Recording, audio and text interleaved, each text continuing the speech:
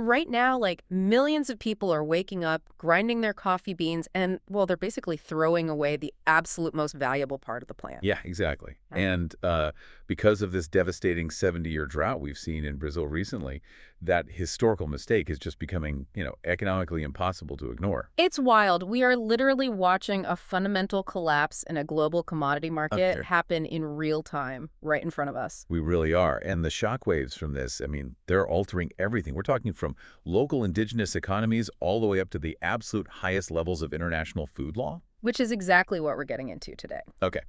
Okay, let's unpack this. We have a massive mission for this deep dive. We are going to connect the dots between agricultural crises, sustainable product innovation, and these massive bureaucratic hurdles that dictate the future of what you actually eat and drink. Right. Because this volatility we are seeing, it isn't just some temporary market correction. It is a structural realignment of the entire global system. Totally. And to guide you through this, we're pulling from three super fascinating sources. First, we've got this intense market analysis on how climate change is directly threatening the Arabica coffee plant. Yeah, that report is eye-opening. And then we're pairing that with an on-the-ground report from Ethiopia about this booming billion-dollar market for something called Cascara, which is a beverage made entirely from coffee waste. And finally, because nothing is ever easy, we're diving into a super dense regulatory update from the CIRS group regarding the European Food Safety Authority. They usually just go by EFSA. Right, EFSA. And they have these incredibly strict new rules for novel food ingredients that are just shaking up the whole industry. So if we look at the late 2024 pricing data, it's pretty grim. Oh, it's historic. Arabica coffee hit a 47-year high. Wait, 47 years? Yeah.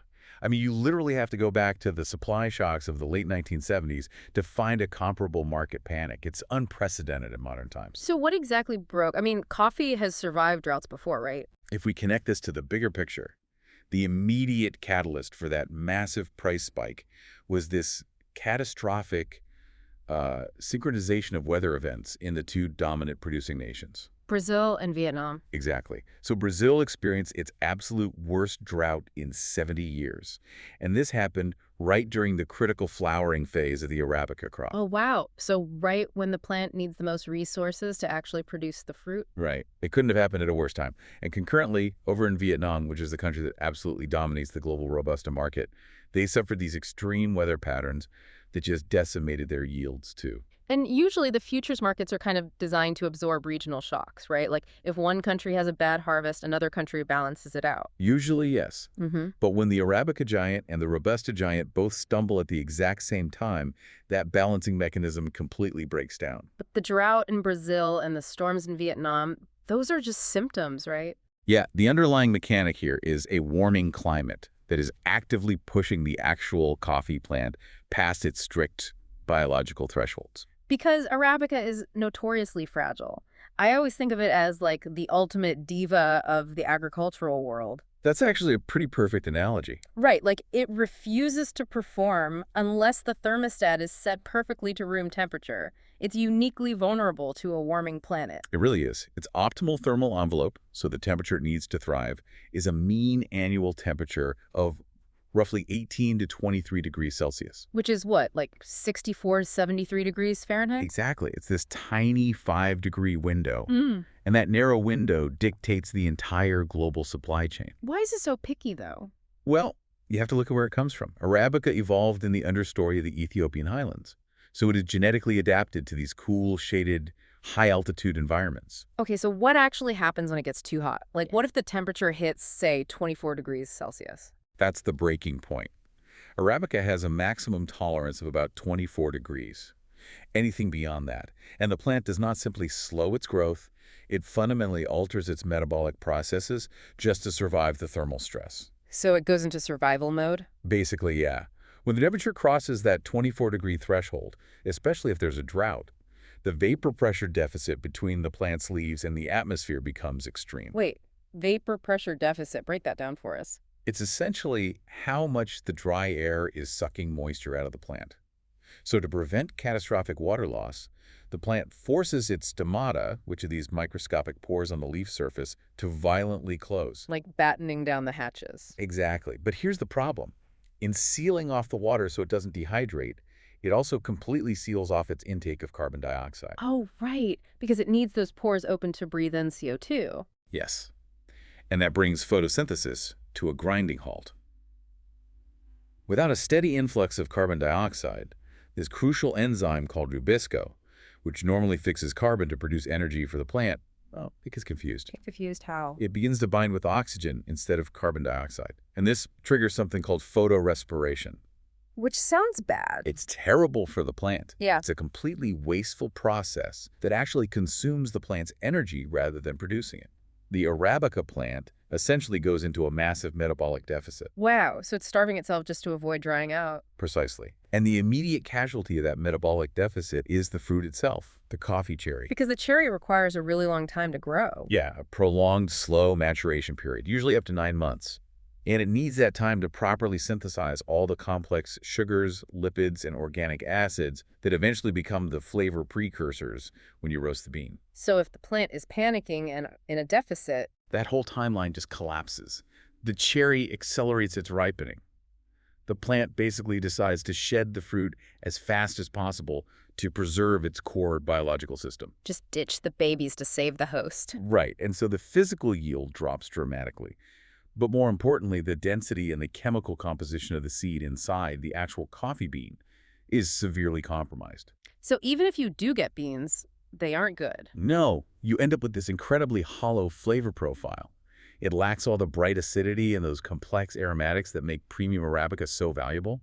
The economic value literally evaporates before the crop is even harvested. So if the bean itself is failing us just due to a few degrees of heat, what does the industry actually do to survive? Well, that vulnerability is exactly what is forcing producers to finally look at the rest of the coffee plant for survival. Which brings us to the waste. Right, because for centuries, the entire commercial architecture of the coffee industry has been, honestly, aggressively linear and just violently inefficient. Violently inefficient is a good way to put it. I mean, the industry grows this whole fruit, extracts the tiny little seed in the middle, and then discards the pericarp and the mesocarp. The skin and the fleshy pulp of the fruit, yeah. And historically, we're talking about 86% of the coffee cherry's biomass being treated as absolute literal garbage. 86%. Let that Right. sink in. In a high-yield, perfect climate environment, that massive inefficiency was just absorbed into the margins. Coffee was cheap, beans were plentiful, so nobody cared. But now, But as climate pressures compress those margins to almost nothing, treating 86% of a harvest as a total liability is basically financial suicide.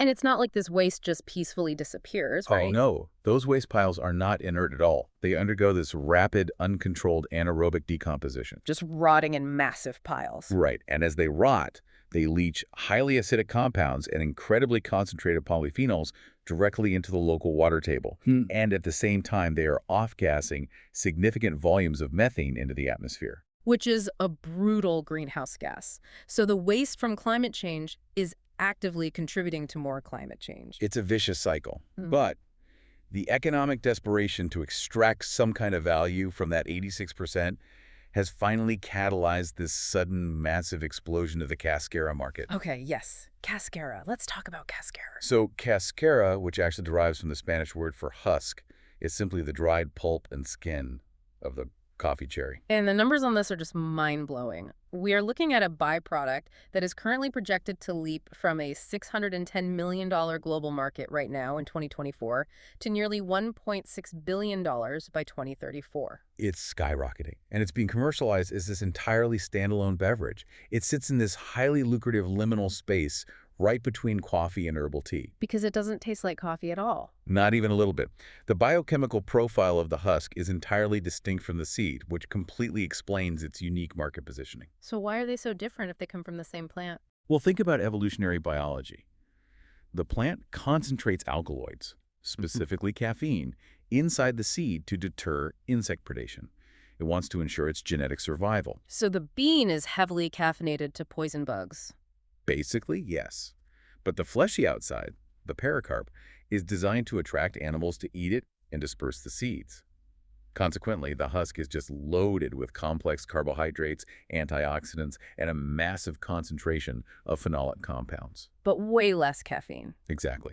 It contains only a fraction of the caffeine you'd find in the roasted bean. I think the report said a standard brew of Cascara yields roughly 10 to 20 milligrams of caffeine per cup. Right, compared to the 100 to 150 milligrams you would typically find in a normal cup of coffee. So it aligns perfectly with this massive consumer shift we're seeing right now in North America and Western Europe, right? People want functional, low-caffeine beverages that are rich in antioxidants. It hits every single modern wellness trend, and the flavor profile is really appealing. It leans heavily toward tart stone fruits, hibiscus, tamarind, things like that.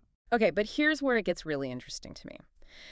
Because all these specialty cafes in the US and Canada are framing this as some sudden, brilliant, disruptive innovation. Right, like they just invented it in a lab in Silicon Valley. Exactly. But that is so historically blind. I mean, the consumption of the dried coffee fruit is literally centuries old. It's a textbook example of the global north retroactively discovering indigenous utility and acting like it's brand new. Right, because in the Ethiopian highlands, people have been consuming this as a drink called hashara for generations. And in Yemen, they have a spiced variation of it known as quish, which has been a foundational cultural beverage long before the roasted coffee seed ever gained global dominance. So the people growing the coffee have always known the fruit was delicious and valuable. Always.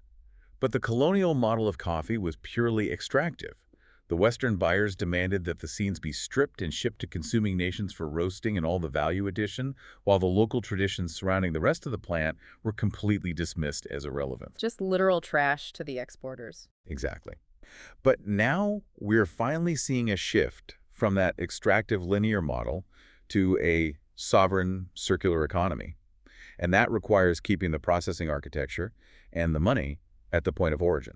And we are seeing this transition happen aggressively right now. Like, look at what happened in early February in Addis Ababa. The African Fine Coffee Conference? Yeah, the 22nd annual one.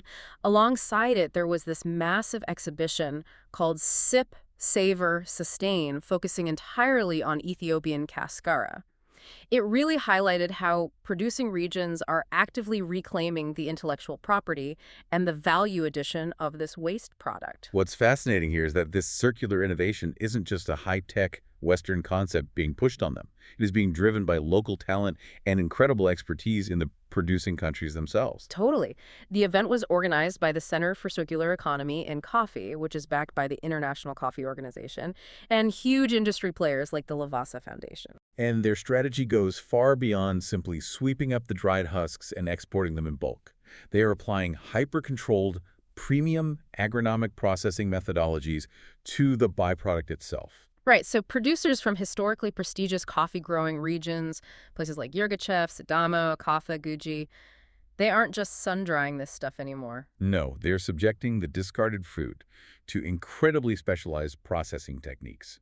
The presentations there showcased honey processing, natural sun-drying, and most importantly, anaerobic fermentation protocols. Okay, anaerobic fermentation. I see this on expensive bags of coffee all the time now. What does that actually mean for the Cascara? Anaerobic fermentation in this context is a fascinating microbial management strategy. Basically, they take the pulp husks and place them into these sealed, oxygen-deprived bioreactors. So no air can get in. Right. And by removing the oxygen, producers completely suppress the growth of aerobic spoilage microorganisms, the bacteria that would normally cause the fruit to rot. Instead, that oxygen-free environment selectively encourages the proliferation of specific lactic acid bacteria and wild yeast strains. And those are the good microbes. Exactly. And as those microbes metabolize all the residual sugars left in the mucilage of the fruit, they produce a cascading series of organic acids, esters, and aldehydes. Which sounds very scientific, but basically means flavor, right? Huge flavor. That biochemical conversion fundamentally alters the entire flavor architecture of the Cascara. It shifts it from a basic kind of flat, dried fruit profile into something wildly complex. Like what? It introduces these deep, wine-like characteristics and really heightened tropical acidities. They're actively manipulating the terroir of a waste product. That is brilliant. So instead of exporting raw commodity waste for pennies, they're engineering a specialty product locally. Yes. And by executing that complex fermentation locally, the producers capture the immense markup of a finished premium ingredient. They keep the revenue inside their own borders. And they were getting super creative with it at the event, right? The mixology applications were wild. Well, oh, absolutely. They were mixing the Cascara with indigenous botanicals, things like local honey, lemongrass, rue, even coffee leaves, effectively cementing the beverage's identity as a distinctly Ethiopian creation, not just a generic export. I read that they even had a QR code-driven voting system for the attendees, and the Hyatt Regency in Addis Ababa actually won the top honor for their specific mixology application out of 24 different entries. It proves that the agronomic innovation is there, the biological adaptation to the climate is sound, and the economic model of the circular economy is absolutely proven. It's a total win-win.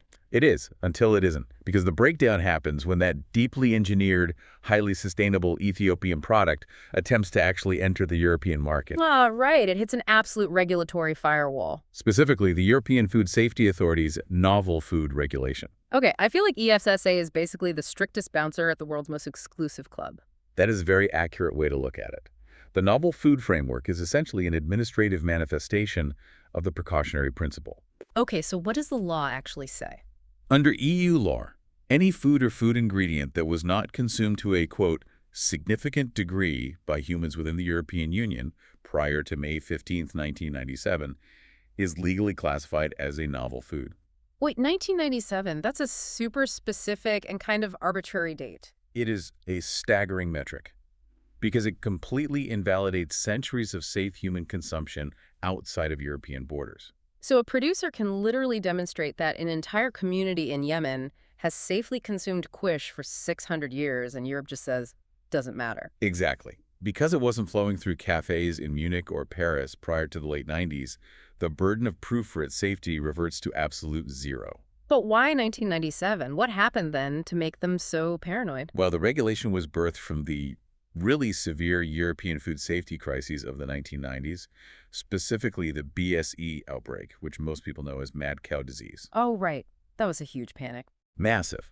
And the resulting legislative philosophy completely shifted the EU away from a hazard-based model, where a food is permitted unless it's proven dangerous, to a hyper-aggressive risk assessment model. Meaning a new food is basically banned by default? Banned until the applicant can exhaustively prove its safety through these incredibly rigorous toxicological and nutritional dossiers. And Cascara was trapped in that regulatory purgatory for years, wasn't it? Years.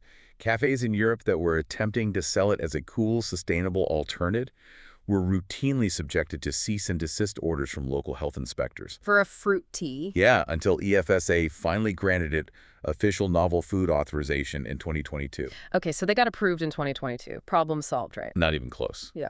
Because the administrative friction is currently accelerating. Bringing any new novel foods or even food improvement agents like new enzymes or spices to the European market is getting drastically harder right now. Right, because of this massive update. On November 27th, 2025, EFSA implemented a huge, comprehensive update to their administrative guidance for these applications. Yes, and the stated objective of the update was supposedly to streamline the evaluation procedure and manage this huge backlog of applications they have for things like alternative proteins, precision fermentation ingredients, and of course, circular economy byproducts like Cascara. Streamline is definitely government speak for something else here. Always. In practice, the update actually establishes this deeply punitive filtering mechanism. It's designed to immediately reject any dossier that lacks absolute scientific and administrative perfection the very moment it is submitted. It honestly feels less like a traditional regulatory review and more like, I don't know, submitting a pull request to an incredibly restrictive software code base. How so? Well, if there's a single syntax error in your documentation, the automated system doesn't, ping you to clarify what you meant. It simply drops the request, closes the ticket, and logs your failure on a public dashboard for everyone to see. That is exactly the reality of the new admissibility check outlined in Rule 1 of the new update. Because historically, EFSA kind of maintained a dialogue with applicants, didn't they? They did. If a toxicological endpoint was poorly defined or a data set was just missing a few pages, the authority would issue a formal request for supplementary information. You could fix it. But the November 2025 mandate changes that. Completely. It eliminates that dialogue for any substantial omissions. If your dossier is incomplete, it is declared non-admissible and rejected outright. Immediate fail. And here's the kicker. Under the strict transparency frameworks of the EU, that administrative rejection is immediately published on the open public register. Which is devastating. In a venture-backed ecosystem, that public log is fatal. I can imagine. If you're a food tech startup or some international agricultural cooperative from Ethiopia, and your flagship ingredient is publicly flagged as near admissible by the highest food safety authority in Europe. Your capitalization table collapses. The brand damage is instantaneous. Investors will run for the hills, So companies just have to be perfect on the first try. which creates an environment of total risk aversion. Applicants are now forced to preemptively execute massive, expensive batteries of time-consuming safety studies before they even initiate contact with EFSA. And even if you do get past that first admissibility check, they hit you with Rule 2, which caps the allowable extensions during the actual risk assessment phase. Right, so let's say EFS does accept the dossier, Yeah. but a few months in, they determine that an additional, really complex toxicological study is required just to be safe. They start the clock on your application. But you don't have unlimited time to get them that data. No. Under the new rules, the applicant is now legally limited to a maximum of 2 extensions to provide that supplementary data. Only 2. But what if the required study is, say, a 90-day subchronic toxicity test on a rodent model, and the specialized testing facilities have a 6-month backlog just to start the test? Then you simply run out of administrative time. Your application dies. Not because your ingredient is actually dangerous, but purely because the biological timeline of the safety study exceeds their arbitrary bureaucratic extension limit. That is infuriating. And it's not like you can just go to any lab to get these tests done quickly, right? Absolutely not. And that brings us to Rule 3, which is perhaps the most restrictive. EFSA has drastically narrowed the pool of eligible testing facilities. Right. The new update mandates that all toxicological data must be generated by laboratories operating strictly under GLP. Good laboratory practice. And not just any GLP lab. They must be located within OECD member countries or jurisdictions operating under the mutual acceptance of data framework. Okay, let's break down the mechanics of GLP, because it isn't just about, having calibrated pipettes and clean Petri dishes. No. Good laboratory practice is a highly formalized, heavily auditable quality management system. It dictates the exact chain of custody for every single sample, right? Every sample. It requires independent quality assurance units that constantly monitor the study director. It demands rigid, immutable archiving of raw data to prevent any post hoc manipulation or data tweaking. So it is essentially the gold standard of scientific accountability. It is. But it is astronomically expensive to maintain that level of compliance. By restricting acceptable data solely to OECD-recognized GLP labs, EFSA has effectively mandated that our hypothetical Ethiopian Cascara producer cannot just utilize the biochemistry department of a top-tier university in Addis Ababa to prove their product's safety. Even if the scientists there are world-class. Doesn't matter. They must commission a specialized contract research organization in Western Europe or North America. Transforming a basic scientific requirement into this massive capital moat that only rich companies can cross. Exactly. And the reporting requirements themselves have essentially been weaponized into another administrative hurdle. The new update introduces this mandatory Excel framework for detailing the characterization of the novel substance. Right. The days of submitting a cohesive, written narrative PDF of your chemical analysis are totally gone. Completely gone. The spreadsheet requires applicants to populate highly specific analytical parameters for every single detected compound, and it specifically demands the LOD and LOQ for everything. Okay, LOD and LOQ. Let me see if I have the mechanics of this right. So if the testing facility is running a sample of the Cascara extract through, let's say, a gas chromatograph coupled with a mass spectrometer. Standard analytical equipment, yeah. Right. So the LOD, the limit of detection, is the absolute lowest concentration of a specific molecule that the sensor can actually distinguish from the baseline electrical noise of the machine itself. Correct. It is the threshold where the signal-to-noise ratio confirms the presence of the analyte, but the machine cannot accurately measure its volume yet. And then the LOQ, the limit of quantification, is that slightly higher threshold where the instrument can reliably and repeatedly measure the exact concentration of that molecule with absolute statistical precision. You nailed it.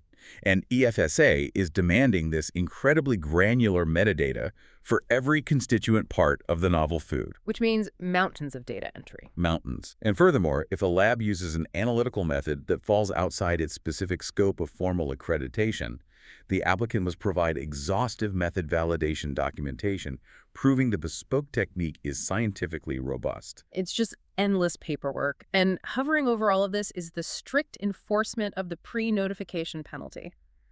This part honestly sounded crazy to me. It is very intense. The EU requires companies to log their safety studies in a central database before the first test tube is even filled. Before you even start the study. Why? Well, it is designed to eradicate something called the file drawer problem.